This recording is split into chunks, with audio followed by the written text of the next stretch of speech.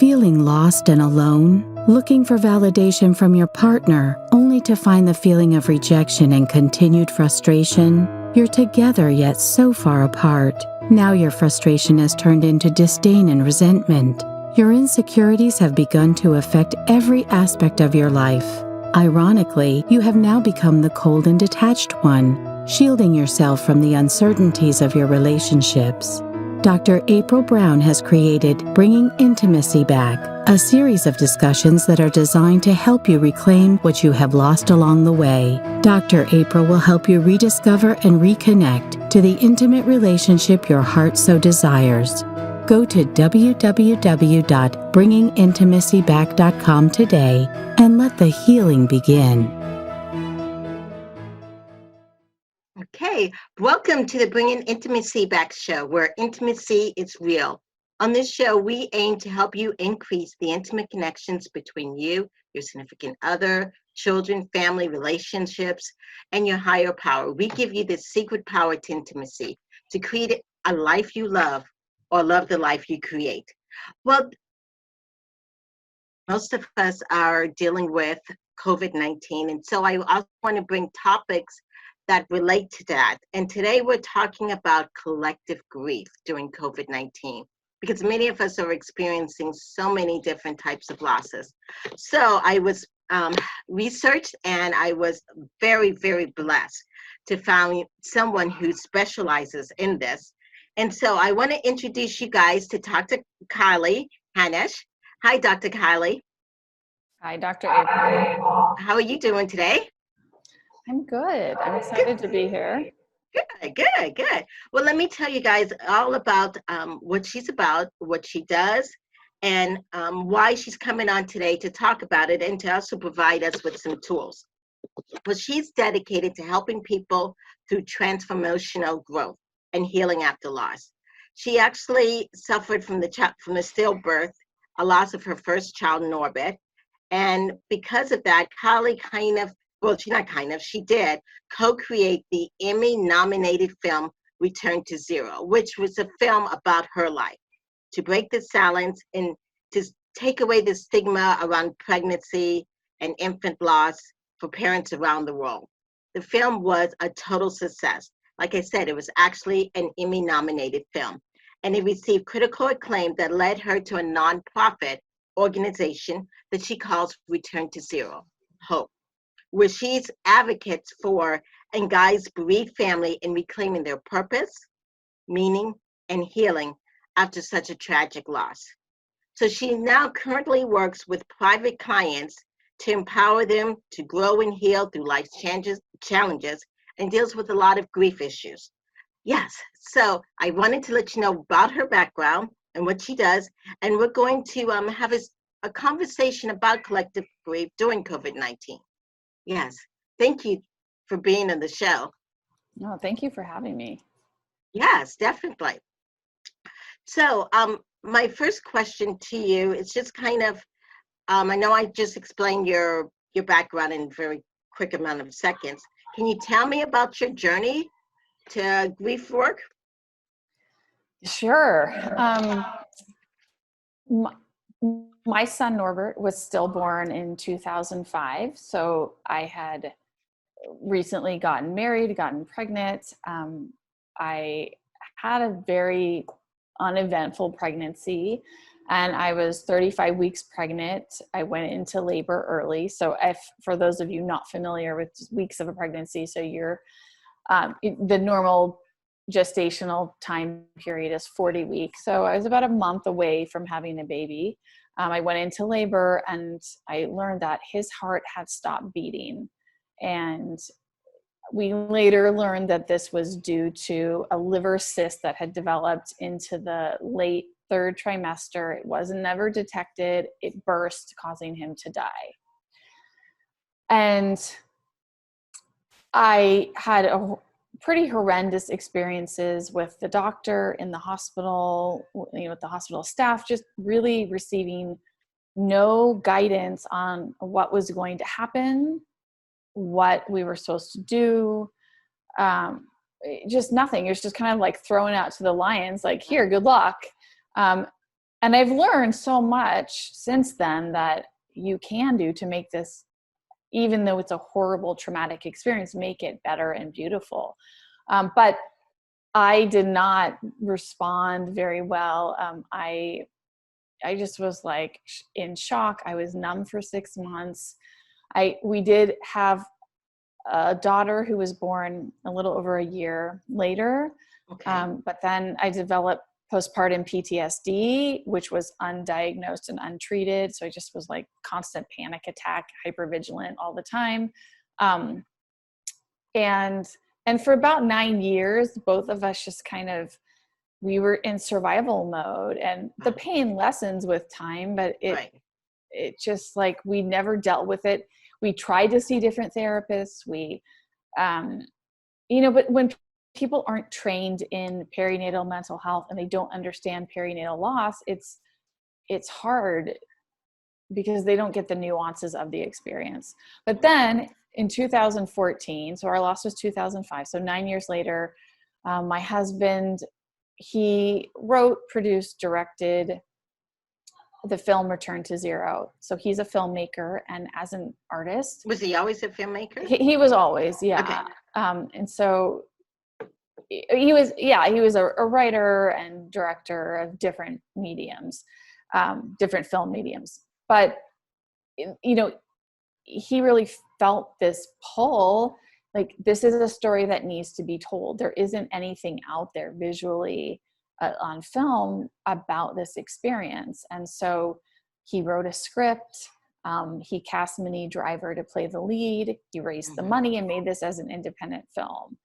So that was a kind of a whirlwind. But it was interesting, like in the making of the film, and as the film was launched into the world, there was so many other bereaved parents around the world who just felt so validated in their own experience, that like, someone hears me, someone understands me. I'm not so alone and isolated, because that's what really happens in grief and trauma, is that you are isolated. And so that came out. And then at the same time, I started hosting retreats for bereaved mothers who had experienced a pregnancy or infant loss. And I hadn't done my own healing work up to that point. I'd never been to a retreat. I've never hosted a retreat, but I felt called, like the idea came in the shower, and I felt called, like, this is what I'm supposed to do. So I just did it. Knowing that, like, I wasn't necessarily the right person to be like talking like, I know everything, but I was chosen to hold the space so that higher powers could work through me and through my co-facilitators to reach these women. And the women need to be in community with each other. So that's kind of how things got started. But it was really like me being willing to be vulnerable and face my grief, where I didn't do for so long. I just shut it out because I didn't know what to do with it. Right. So that community, you said that they needed to be in a community. That's what created the Return to Zero Hope. It's a community nonprofit organization. Yeah. So after I'd been doing the retreats for about 4 years, I knew that I wanted more than just the retreats. And so I created the organization, for community around this specific type of loss, for education and awareness around it, both to bereaved parents and to health providers as well, because they don't receive training in their education around perinatal loss for the most part. And so they can't help parents unless they receive information on how to better support them. And that's wonderful that you created that community, because many times people are isolated or feel isolated. And the same thing with this COVID-19, people are feeling isolated about it. And today's topic is about collective grief. Can you tell us exactly what exactly does that mean? Yeah, so looking at collective grief, it's like looking at our society is undergoing this extremely rapid and unwanted change. And there is This is like all of a sudden everything is disrupted. Our routines, our social structure, our economic structure. It's very disorienting, and it's like there's the certainty and familiarity is gone. There's a loss of human connection. There's a loss of safety. And so together, like, we are grieving the loss of all of these different types of things. And there's more losses than I just named, but it isn't like, in some cases, if there's a natural disaster or a certain traumatic event that happens, it's usually isolated to a specific community or a geographic area. But in this case, COVID-19 is global, and it's impacting everyone everywhere at the same time. And so I think we're all feeling these losses together, and it's a very strange time, and hasn't really happened before like this, because we are so connected globally where we haven't been in the past. Right. And it's in other events, like you talk about, it's like one country is doing something or this and that, and there's people that can help, but now we're all experiencing it. Yeah. And so it's kind of helping each other through this whole process. Yeah, and I think that when there's such uncertainty, we don't know what to do, really. And I think that people out there are trying, we can all make suggestions, right? But there's such uncertainty. And what's something we all started out as, this is a 2-week stay-at-home shutdown.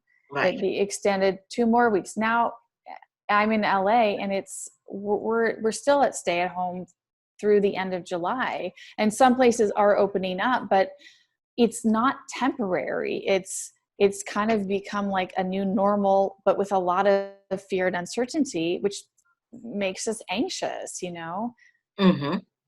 Yeah. And go ahead. No, go ahead with what you were saying. I was just going to also just say that the forced isolation from other people, I think that even though, like, I'm an introvert and I like my alone time, I need to recharge, but when this is forced on us and we are not able to have that human in-person connection, I think we underestimate how powerful that is. And without that, like, there's a lot of loneliness, a lot of depression going on, in addition to the anxiety over the uncertainty. Right, definitely. And this show, it's about intimacy, because we are born being connected to someone, yes, in our mother wounds. And so when we don't have that connection, whether it's, of course, with our parents or spouse or friends or whatever, and I can understand, I'm an introvert myself, that sometimes becomes very lonely. Yeah, yes, yeah, in that aspect. Does that make sense? Yeah, it makes total sense. We're physically isolating from each other. We're in a time of collective trauma and a lot of different types of losses going on. And I'm not even mentioning the losses of lives, which is a whole nother layer. It's like grief over death, which people are having to say goodbye to people in ways that are not normal, like that they aren't able to go and be with the person as they pass away and say their goodbyes, and that's not normal. So what is that doing to our grieving rituals, like our grieving patterns? Like, we can't do things in a traditional way that we're used to doing them, and we're in a society that's really uncomfortable with death. And so you're adding those things together, just like people just don't know what to make of it. Right. And like you said earlier about a new norm, I mean, it's a new norm for, grief and funerals, is that the Zoom thing. Yeah. And without, like you said, the closeness or the touch, it really makes things quite complicated. Yeah. And the family members who are losing somebody, who can comfort them? If no one can touch each other. Right. So it's really hard. It is really hard, and and I think for some of us who've experienced a lot of loss and stuff, it triggers other emotions. It triggers stuff from the past. And I know you're have a nonprofit organization that focuses around the loss of children and stuff. So some of this is getting compounded on it because it's bringing stuff back. Because I hear from clients that they're grieving a husband that may have died 10 years ago. It's coming back. I'm so alone now. I really do miss him, or whatever the case may be. Yes. Absolutely. So this trauma will resurface traumas from the past, because it's like that you start feeling feelings that connect you to that past experience. And then the type of feeling is connected to that memory. And we don't ever fully process anything. It isn't like you process it and deal with it and it's over. And so it's like another layer may be resurfacing, and from that past trauma or loss. And what is it showing you that maybe you need to look at right now? But it can be overwhelming when you're going through this currently, and then it's triggering something from the one or more things from the past, and we don't know what to do with that. And then if we can't be with people in person, what are the tools that we're using to kind of calm our nervous system down, feel grounded, and receive the support we need? Right, definitely. Well, we're going to take a short break, and then when we come back, we're going to talk about this process of dealing with emotions and feelings, and then later on get into the tools of how we can each individually use some of these tools to help us in the process of feeling. So we're going to take a short break right now, and then when we come back, we're going to get into the intimate conversation of collective grief. During this difficult time that we are all facing, many people are in need of someone to talk to. One option is speaking to a therapist to express your anxieties if you are feeling isolated or just need someone that will listen and help you with coping skills to get through. Dr. April Brown is now accepting new clients and is working with her existing clients through distance video counseling. The services are through a secure online HIPAA web-based practice management platform called Simple Practice. This technology can provide a secure two-way interactive video counseling session over the internet. For more information about video counseling, please email Dr. April Brown at info@draprilbrown.com, or you may call 239-565-6921. Thank you. And remember, we are all in this together.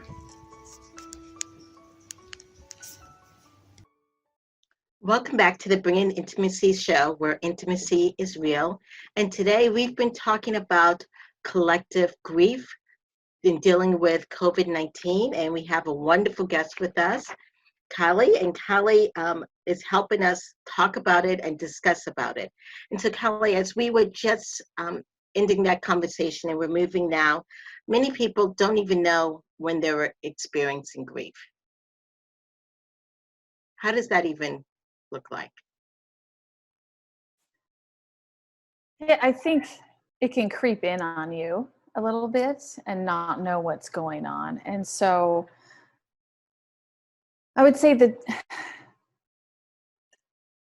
there are multiple expressions of grief, that it's not just feeling sad that equals grief. It can be things like maybe you have looking at the physical symptoms, nausea, a headache, you have maybe the inability to sleep, you have insomnia, or maybe you're sleeping all the time. You're hungry a lot, or you're not hungry at all. So those are some of the physical symptoms. You could have looking at like your emotions and mental state. What's your ability to concentrate like? What's your ability to find joy in things and enjoy things that you're doing. It could be crying a lot. You know, I mean, there's a lot of different expressions of grief. Of grief. Yeah. That's How do you not know when just. how do you know when it's healthy versus unhealthy? I think that, first of all, right, as I mentioned, like, we live in a culture that's pretty uncomfortable with grief Right. and trauma and loss. And so we have the tendency, when we have these uncomfortable feelings that are not normal for us on a daily basis, to push them aside and just say, like, I don't want to feel it because it's uncomfortable. I'm going to put it over here. Like, I'm going to lock it in this pretend room. Okay. And when we do that, it doesn't go away. It's there. Like, you have to deal with it. And so in that case that you're pushing it away, it will come out in other ways. It'll come out in physical manifestations, sometimes getting sick or aches and things like that. Maybe, you know, like, looking at, are you using alcohol or other substances to kind of numb that part of you? Right. It's too overwhelming. Are you numbing it? Are you able to function in your daily life? So are you taking care of able to do basic, like, feed yourself? Are you sleeping? Sleep is a huge indicator of how you're doing. I think we underestimate that. But I do think healthy grieving is allowing yourself to really feel what you're feeling, and doing this without judgment, saying, like, I'm feeling really crappy right now. This hurts. This is uncomfortable. I don't know what it is, but allowing yourself to really be in it, and then being in it allows it to pass through. A lot of the times, you know, like, you have to allow it to be, and you have to process it. And by talking to other people, I think doing this in isolation is not the key. Is like, there has to be some share the burden of it so you feel less isolated. But really, if we aren't afraid of the big scary feelings, then it will allow for the grief to move through us, rather than getting stuck. If you're locking it in a closet, it will get stuck and it will manifest in different ways. Yeah, I noticed that sometimes it's manifested in people getting super angry, you know, verbally aggression or whatever. Yes.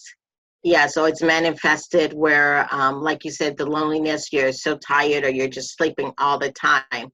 And people are, as you said, they're sometimes scared of that box, and I'm curious, are there like long-term and short-term effects if you have this box of feelings and emotions and you're like, I'm just not going to deal with it. I'm just going to push through. I'm just going to push through. Well, I think the long-term effects of not dealing with your grief or trauma, like, it will come out somehow. Okay. It's going to be different for other people. It's coming out in mental health, anxiety, depression, panic, that type of stuff. It could be coming out as anger and irritability. It has an impact on your relationships with other people, whether it be your spouse, partner, your children, your family, friends. It could come out in physical ways that you, like, as I mentioned, you could be getting sick all the time. You could have unexplained autoimmune diseases that pop up, because I think that is an expression of just emotions that are not being dealt with. Right. And I know from your story and from going on to your site that you do offer a variety of different services. And so for those people who have been listening and maybe they're like, I've experienced this, I've experienced that, and I've gone for help, but I don't feel like I'm getting that help. How do you know when you're actually starting to work on what you need to work on? I mean, I think in a support situation, whether it's a peer support group, okay. is an option, right? So like, I think in a peer support group, having the feeling of like, oh, I finally belong and they understand what I'm going through or have been through. Okay. And feeling like you can learn something from them, like people at different stages, how are they coping, that type of stuff. There's also like the professional support. Like, do you feel that you're getting help from the professional that you're seeing, a therapist, a counselor? And it's hard, I think, to find the right match sometimes. It sometimes takes a little bit of time of interviewing people. And if you're dealing with grief and trauma, making sure that that person really feels that they're an expert or a semi-expert in that. And if that's not their focus, then you need to find somebody else, because I think in my own experience, if you're seeing someone that's not their expertise, it's not going to hurt you, but it may hurt you. Like, they may tell you things and you're like, you don't even understand what I've been through. And so in terms of making progress, like, are you, number one, letting some of those big feelings in and letting yourself kind of experience them and release them, like letting them move through you, and starting to make small changes. It's always with small changes, right? Like, it's not like you can change everything big all at once. It's like little things, but little tweaks in the way that you're doing things or the way that you see things. And I think someone helping you to have really compassion for yourself as you're, to do this in a non-judging way, because we're so hard on ourselves, right? And then we're like not perfect, and why am I dealing with this? And so it's like, okay, this is what I'm going through. Who can be kind of have your back as you enter this really scary space, and can they be a guide for you? And I think actually, like, that's one of the biggest thing in both aspects of support, whether it's a peer group support or a professional support, is like, you need someone to be a guide in this, especially when it involves grief and trauma, to normalize what's going on and make you feel like you're not crazy. So I think sometimes we do feel like, I'm going crazy, I'm all alone, I can't tell anyone what I'm thinking or feeling. And we need someone to say, like, that's really normal. And that's totally fine for what you're going through. Normal, common. Yes. Yeah. And you mentioned a valid point, because we've been talking about opening up these feelings, and you mentioned a valid part about self-talk. When we're starting to feel this stuff, and we're talking about opening up the box and how it's okay.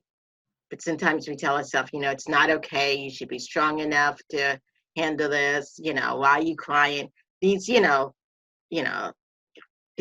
these thoughts, I call it self-talk, but these thoughts that are in our head sometimes can be a little bit of damaging to us. So we have to, like you said, give ourselves grace, and it's okay. Yeah, definitely. So we're going to take a small break here, and in this small break, I kind of would like to hear from you exactly all your services, the things that you do, and then when we come back, we're going to talk about tools for people out there dealing with collective grief. All right, so Kelly, take it away. Yeah, so what do I offer? I offer different types of services for different types of situations. So personally, I do one-on-one work with people going through traumatic events, grief and loss, and big life transitions, to help them really process what's going on, normalize it, and help them understand what's common, what's not, help them to make meaning out of their loss experience, whether it's loss of a death loss or just a big change. It could be a marriage, a job, a move, just things falling apart and being thrown off, making meaning, finding hope through that experience, and understanding that these can be opportunities for growth, but you can't do it alone.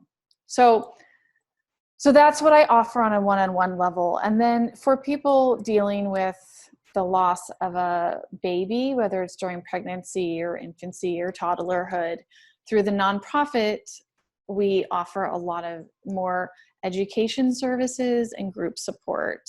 So we have like a closed Facebook group focused on growth and healing after this type of loss.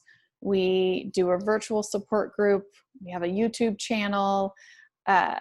We host retreats. Well, not at the moment, but when we can travel again. And we do education for health providers as well around perinatal loss. So kind of depends who you are and what you're looking for, but we offer a variety of services. Okay, awesome. And they can reach you, Dr. Kiley Hanish, and the website is Dr. Kiley, her first name, Kiley, Hanish, her last name, HANISH.com. And of course, the nonprofit that she's talking about, where the organization's called Return to Zero Hope. And that website is rtzhope.org. And we'll give out more of that information, of course, toward the end of the segment. If anyone who's out there listening and you have a question, please feel free to let us know, or you want to call in. Our number is 888-627-6008. Okay, so as we've been talking, we're now into our toolbox. And let's start with giving people tools on, if you're starting to experience some of these things, you cannot sleep, maybe you cannot eat, what are some tools to help people who are dealing with some of these events in their lives and they just don't know, the box is open, they're starting to feel, what do I do next?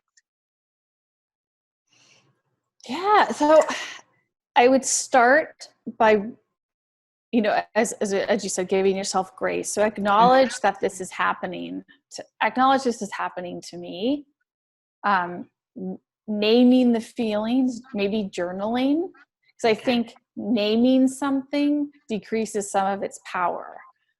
If it's just something we're feeling and we don't even know what it is, it's like, oh, it's too much. But then if we say, like, I'm feeling afraid of whatever it is, I'm afraid that I have lost my job and I won't be able to pay my rent, or I'm afraid that my parents are going to get sick and die. Whatever it is, trying to be really specific and doing this on a regular basis to just get it out of your head and your body onto something.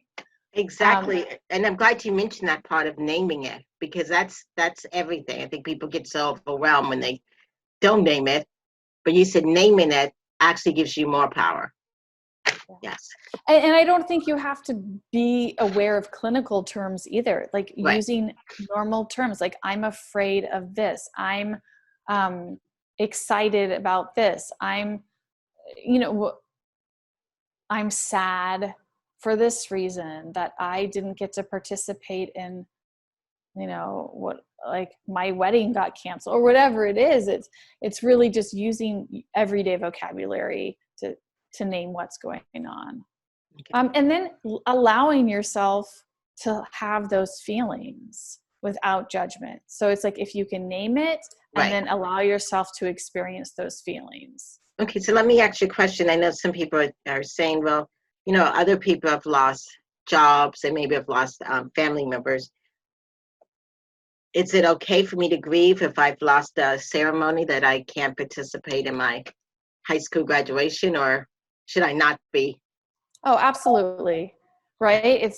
I don't think it's fair to anyone to compare types of losses right now. It's not like, oh, my loss is worse than your loss. And yeah, one loss might be worse than someone else's loss, but it's all relative to you. It's individual, the way that you experience a loss. And so for one person, the loss of their graduation ceremony is going to be different than another person. And so really, however you're feeling is what you're feeling. And that's what you have to honor inside of you. Mm-hmm. And that there are a lot of different types of losses that range all the way from death being the worst, all down. And they're different. So yes, absolutely. The loss of attending, for like high schoolers, attending their prom, their graduation ceremony, people not being able to get married. A lot of, I know IVF, people doing IVF treatments have had to stop that, and just like the uncertainty and not be able to engage in that, and different surgeries that may have been scheduled, just different things. Like, I know I like to plan. We all like to plan, right? We have our vision for the future, and everything has just been not only canceled, but you can't even plan anything. So the uncertainty of when can I do this again? Okay. So once you honor it and you say, okay, it's okay. I'm feeling, angry or upset because I lost maybe a job and I don't know what I'm going to do. What else? What should come next? Well, I think there's two things simultaneously. So one thing is getting support. So this could look like a variety of things, whether it's, can I get support from a friend or a family member, just someone to talk to, right? So you're not isolated. It could be a peer support. I mean, right now that's going to be all virtual, but are there groups meeting on a virtual level that are talking about the type of grief that you're experiencing? So that's another thing. And so that could be, I mean, so many people are doing things virtually right now. It's a little bit overwhelming. Right. Yes. But can you find the specific issue that you're dealing with? So there could be that. There could be therapists who are hosting therapeutic support groups online. So it's maybe it's not specific to an issue, but then a therapist is like, I'm going to just run a group to support my patients who are dealing with losses from COVID, not just death, but anything. And then the support from a counselor, therapist, one-on-one, I think can be really helpful. Again, that right now is a lot of virtual stuff, but that person can act as a guide to just hold space for you to grieve, to process. And then I think the other side of, at the same time, you need to realize, in addition to your support, we're paying attention to what's my current support system like in this time? So who can I count on to talk to? What are things that are good in my life? What are positive things that are going well right now? What grounds me? What brings me joy? So it's kind of trying to instead of only focus on the negative loss part, focusing on the positive part. And not that you even have to be completely grateful. Like you can go the gratitude route, but some people are like, I just don't want to feel gratitude right now. But I think just, again, naming it, bringing awareness to what things are going right. It's not all completely bad. Mm-hmm. And maybe that list could be short. It just depends, but it could be little things like, I'm grateful that it's a sunny day today. I'm grateful that I have fresh fruits and vegetables. I'm grateful that I slept last night, things like that. So, and then I think, I was going to say meditation and focusing on the breath can be helpful as well. Meditation has been proven to really help regulate the mind and bring you into the present moment out of your racing mind. Okay. Yeah, I'm going back to the part of getting support. Yes. Okay. Yeah, yes. No, yeah, I was just thinking, that's really also good because, like, for some people, they may be grieving the loss of their kids not going to school, because school's online now. Yes. And then and when you get support with other people who are experiencing the same thing, sometimes you get new ideas on how to cope with that loss. Yeah. Does that so you don't feel alone. You feel like, oh, someone else understands what I'm going through. And people sharing ideas of, oh, this has helped me. And, oh, I do this. And even if one idea can be helpful to you, it's one thing that you can change and incorporate. So yeah, Right. for sure. Right, right. And the other thing that I wanted to mention, because I'm glad you gave a couple of different ideas, is if you're trying to get support from a friend or a husband or whatever the case may be, and you're not getting that support, you shouldn't stop. You find someone else. Yeah, and understanding that one person, like that your spouse isn't able to fulfill every role for you. And certain friends have certain strengths, and who can you count on? Like, who's the person that can be there for you to listen to? And they're not all gonna fill that role. But yeah, definitely, like, and also maybe you only need one person, but maybe it's you sharing your loss and burdens isn't only put on one person too. It's spread out between different people. And like, can you have different people that are in your support network that kind of build that your holistic, I will say team, that sounds a little clinical, but who's in your system? Is there a difference between telling your friend and your spouse or someone you know versus joining a support group and telling a stranger or a therapist? Do you find that there is any kind of benefits difference, or is there any of that? I think it depends, but I do think that like within a support group setting, you're gonna have people who understand you maybe better than someone who hasn't been through what you've been through. And you get ideas for how to cope and manage what's going on. And then the therapist also, I would say, hopefully understands you, is kind of like a non-judgmental guide. And hopefully the therapist isn't trying to, it's holding the space for you to process things and work through them. Whereas that's not the role of a family member or friend, really, is to, like, it's not their job to hold space as you process your grief. Right, definitely. And I also want to go into more of this, like you said, meditation and breathing. And for many people, I think one good thing about COVID is that we've slowed down. As a society, we have really slowed down, which is, for some people, they feel uncomfortable just being still. So when we talk about meditation, they're like, oh my gosh, I'm afraid to be still. Yes. I mean, I would say that for beginning meditators, a good way to start is by listening to an app with guided meditations. Because it's instead of just sitting there and trying to focus only on your breath, and doing this by yourself can be pretty overwhelming. And so I know that, like, there's different apps. I mean, I use Insight Timer. Okay. And there's also like Insight Timer. Headspace. The Headspace, and Calm is another one too. And so like there are apps that you can download on your phone, and there's different guided meditations. There are different lengths. There's different topics that they're on.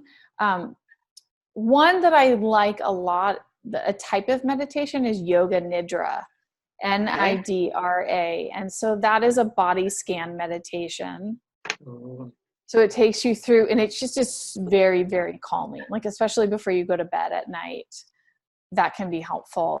But there's all types of meditations. And I think if you listen to something guided, it helps you a little bit be more in the present. And sometimes in the guided meditations, there will be times where you're just focusing on your breath. And they're all different, but I think that can be the app can be a teacher. And I think it's a nice way to just help your brain get out of the whirling that it can get into, or the fear and the worry that gets out of control. Right. And tying the meditation with the yoga that you mentioned, it's making it mind, body, spirit, and soul. It's connecting. Yeah, we haven't really kind of talked so much about the body, besides the lack of sleep. And of course, for some people, not eating or eating too much. Yeah, but how important that is to, when you're talking about grief, is working through all aspects of it. Yeah. And a lot of the times what I see, I mean, in myself, this happened, and then a lot of other people, when grief and trauma becomes stuck, it gets stuck in your body. And we use different, different forms of movement, yoga, and a dance form called Nia at our retreats to help move that grief and get it unstuck, as one of the ways we do that. I mean, we're very holistic in the way that we deal with it. I think that you have to be holistic when you're dealing with grief and trauma, is that it's not just an emotional thing.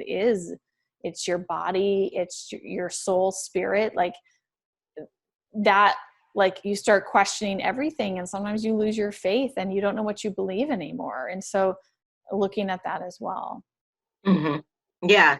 And talking about faith, I know sometimes that, in the sense of meditation and prayer, sometimes we get so overwhelmed that we don't even know how to talk to our higher power, or we're just, like you said, stuck. Yeah. Or you could become angry. Yes. You're angry. Like, why is this happening? And how could this happen to me? And what I thought was true is not true anymore. And yeah, the questions of faith and belief is very, very common. Mm-hmm. Yes. And you also mentioned with meditation, and I think you said it a few times, no judgment zone. Can you explain that a little bit more? I think it's having grace and self-compassion for ourselves, for whatever is coming up, whether it's something resurfacing, thoughts we're having, emotions we're feeling, whether it's from the present or the past. It's like really trying to treat yourself, like the definition of self-compassion is like treating yourself the same way that you would treat a good friend. Mm-hmm. You can ask yourself, like, would I say this the way that you self-talk? Would I say this to my best friend? Right. And then you'd be like, I would never say that to anybody. And it's like, then you know what? You don't need to say it to yourself. Mm-hmm. But we're always hardest on ourselves. Always. Right. Yeah. So another question I have, or that I know people out there may have, what if you're with someone and you see that they're in grief? What do you do? How do you support? I think the biggest thing you can do is listen. Because I feel that when somebody experienced the death of a loved one, that turns into a very internal experience, that they, on their mind, they're thinking about this person all the time. Mm-hmm. But then outwardly they're having, to pretend that they're strong, that they're okay, they're putting on a good face. And the other people, in our circle, are like, I don't want to bring that person up. It's going to upset them. In reality, they're already thinking about that person all the time. It's not going to upset them. They want to talk about the person who's died. They want to say or hear their name. And so, again, this is just part of our culture, is like uncomfortable with death. Right. But knowing like you're not going to upset them. They're already upset. They're already thinking about this person. They're not trying to ignore it. We're trying to like make them ignore it, right, by not bringing it up. But being there to listen and to engage in the remembering part is important. And then I think also, depending on your relationship with this person, like, do they need help in remembering? Do they need help in hosting? Like, do they need help in like finding a way to honor this person? Do they want to do a virtual memorial service and they need help with that? Right. Do they need a GoFundMe campaign? Maybe the friend could start that. Do they need like maybe make like a scrapbook of that person's life? Like, could you help them with that? Could you help them with cleaning things out? Like, if like very tangible things to do. I know that we're a little bit limited Mm-hmm. But can you do that wearing masks, both wearing Right. masks and being together? Like, it depends, but I think that there's, ways that a friend could give ideas and help this person process it a little bit in doing tangible things. Right, and I agree with you, and that's we're talking about grief. We've talked about, there's a variety of forms of grief, and even just talking with someone and they're grieving the loss of a graduation.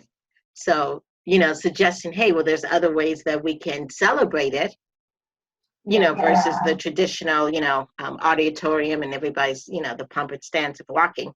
But yeah, whether we do Zoom things, whether I know some people have been doing drive-bys. Yeah, just as a friend offering different ways to honor. Well, and for example, this is not a huge loss, but my son's 8th birthday is on Monday. Okay. And so for him, right, a kid and their birthday is a big deal. Right. And so, we gave him different ideas and he planned something. He planned a drive-by birthday where every half an hour, somebody's coming. We're going to get cupcakes and then he's going to have a 2-hour Minecraft game with his friends online after all the drive-bys. And, Yes. and just trying to, I know that that's not in the same category as really big losses, but for him, that's a big thing. Definitely. And how can you support that child having a somewhat normal experience, even under the circumstances that we're under, to help him feel special and have, whatever it is, rather than saying like, oh, it's your birthday and it's stay at home. We can't do anything. I'm sorry. Right. What can we do? So I think that there's ways to, so like that's a mother and a father to their son, but like as a friend, you can do that in different ways as well. Right. And I'm glad you mentioned your son, because children process things a little different. So with all the losses that are coming around, that, maybe, it's the loss of school, but there are also hearing things. They're hearing, the lost mom doesn't have a job. How they're processing that. It's really important as parents to check in and to talk about it. Yeah. And they're haven't seen their friends in 2 months. Right. And so they're just in the house basically, and they're not going to the store. And it's a very strange time.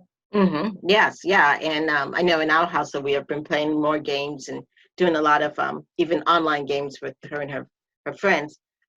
But it's really important to check in, because they're kind of looking at how we're processing this information. Yeah. And I do a lot of talks about resiliency. But yeah, it's how we're going to get through all this. And I would say for kids, but also for ourselves, is limiting exposure to news for the kids, especially like not having the news on in the background for the kids. Limiting social media for you. Also, like I think, and limiting news for yourself. Like, what do you need to know? Yes. Like for me, I'm really sensitive, and I, in general, don't watch the news. And so, but now I know that there's things happening that I need to be aware of. So I'll ask someone like, can you please tell me if there's something I need to know, so that I'm aware. But otherwise, it just drags me down, and I get overwhelmed and depressed. And I know myself, I'm too sensitive, and I can't do that. And so you have to figure out kind of, how is it impacting you? Is it causing you a lot more fear than necessary? And maybe take a break, So, but for kids especially, like protecting the kids. Yes, I definitely agree with you. I limit the amount of news I watch, and try to just read a little bit. And I strongly suggest people not watching the news before they go to bed, because it like impacts your sleep and stuff. Yes. Yeah. And also, as we've been talking about, it's important for us to recognize that there are some good things happening, that we will not be stuck like this forever. hope is really, really important. Hope is important. And I think also I feel like in addition to slowing everything down, people have become like more kind to each other. Right. And, and a lot of people are outside. Like there's so many people outside walking, because that's like the only thing you can do is like walk in your neighborhood, at least where I am right now. Yes.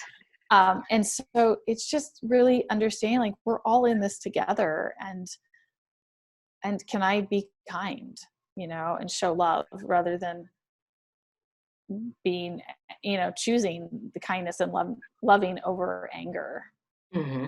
and fear. Right. Really. Right. And now, just thinking about you being in LA, which LA always seems like a rush to me. Now we're able to slow it down because we have the time and to be patient. Yeah. And there's like very little traffic, which is nice too. Yes, definitely. Yes. I really would like to thank you so much for being on the show. Can you let the audience know again how we can contact you? Also, how we can maybe see the movie Return to Zero. Yes. Okay. So the website for the nonprofit is rtzhope.org, and the movie Return to Zero can be found, I believe right now it's on iTunes and Amazon Prime. You can rent it on those two platforms. There's also a link on the Return to Zero Hope website for the film that you can read about it as well. And then my personal website is drkileyhanish.com. So it's drkileyhanish.com.